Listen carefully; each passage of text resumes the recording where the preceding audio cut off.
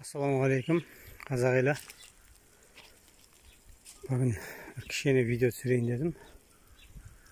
Мына жерде 85 квадрат метр жер бар да. Бұл жерде қазір шылаушындар жатыр. Шылаушындар мына басқа дейін жайылып кетті. Жаңа аударып шықтым. Енді мен айтайын дегенім,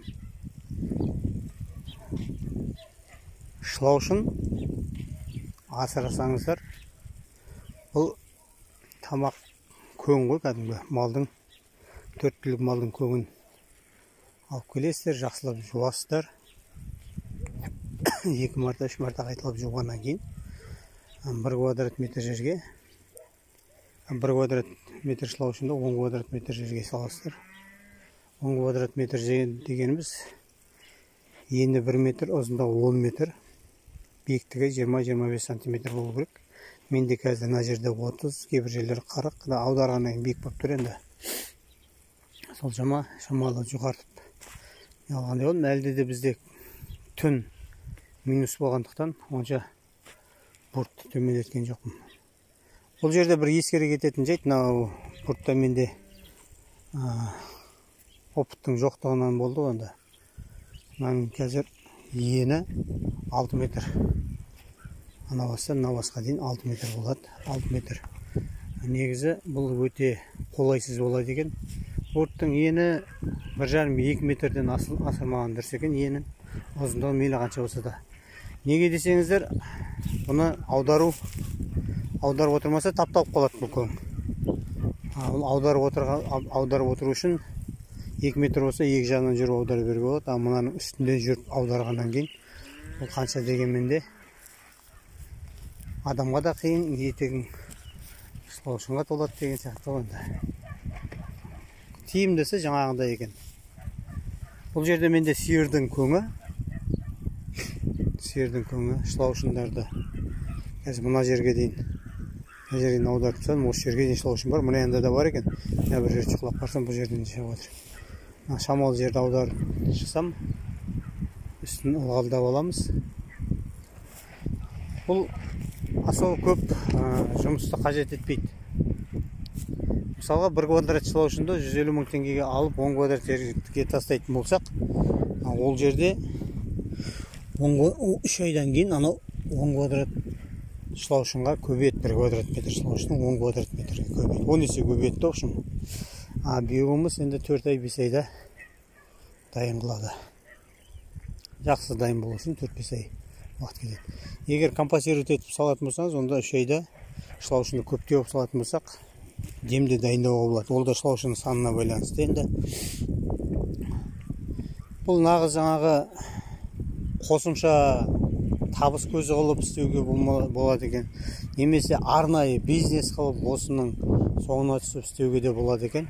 Бұны өздігінен көбейіп жата береді, тек ылғалынан сақтап отырса болды.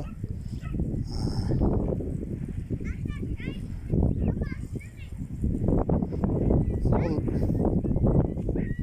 кәдімгі өзімен өзі тек ылғалдап қойып отырса, жақсы көбейетін бір Алла тағаланың жаратылысы екен. Сиырдың көңіне біз қазір аяқ жағына қойдың көңін тастап жатырмыз.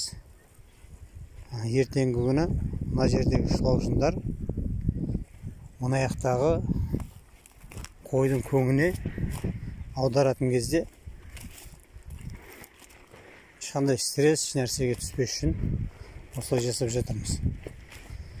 Ауылда отырған жұмысы жоқ, жұмыссыз отырған кісілерге өте керек, қажетті нәрсе екен. Шылаушыңды алла көңге салып қойдағаны өзімен өз көбейіп жата береді. Мына жерде бізде 200 квадрат метр, 4 камаз көң бар. Осы жаймен шетінен жайып келе жатырмыз. Бұның үстіне ертеңгі күні мына биіктігі онша биік қылмай жатыр. Тағы да көң алып, тағы да көң түсіреміз. Оның бетіне пока жайып қойсақ, жауын шашымен өзі 3 бұрт болады ғой. Артық көңдерін бұла қарай созамыз. Бетіне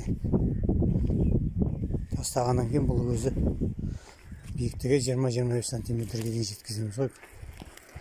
Енді бұл шылаушынды алдық, көңге салдық. 2 күнде бір марта үстінен шлангымен суын беріп отырсақ, бұл өзімен өзі көбейіп жата береді. Одан кейін күнделікті бос жатпас үшін міне теплица өткенде бір керемет қылып жасап едік. Бізде Қызылорданың шиелі ғой, енді шиелдегі өте жел деген керемет күшті болады да. Осының ішіне 540 штук огурцы еккен тұғынбыз. Ол огурцымыздың барлығына күленкі дымы қалмай ұшып кетті. Жамау болып тұр ғой. Дымы қалмай ұшып кеткендіктен суықта үсіп дымы қалмады. 540 штук огурцының дымы қалмай түгел қарылып қалды. Біз сонда да қайтқан жоқпын. Енді мына жерде қалған құтқан күленкілерін қайтадан жамап, төбесін биіктігін төмендетіп жасап қойдым. Бұл қазір енді бір аптадан асты тұр. Қанша жел болып жатыр. Далада керемет желдің күштілігі. Бірақ енді сонда да еш жері пока жартылып ұшып жатқан жоқ. Осында бір теплица, мынаның размері 10-20, ұзындығы 20, ені 10 метр.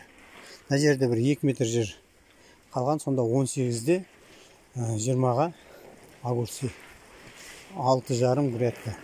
Бұның огурцыйын мен қайтадан егіп қойдым. Қазір үйде стаканчикте тұр, әжептәуір өсіп қалды.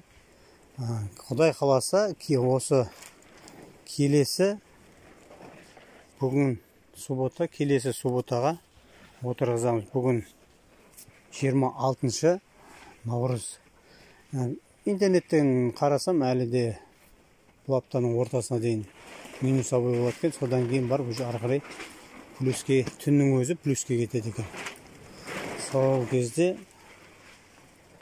алып келіп отырсақ, дәл шешіп кетеді. Бұл жерде айтайын дегенім, теплицаны жасап, мысалға огурцы или болмаса жаңа болгарский бар, помидор бар, қалған нәрсеңізді егіп, күнделікті осы огурцы теплицаңызбен айналысып, күнделікті шыққан өнім,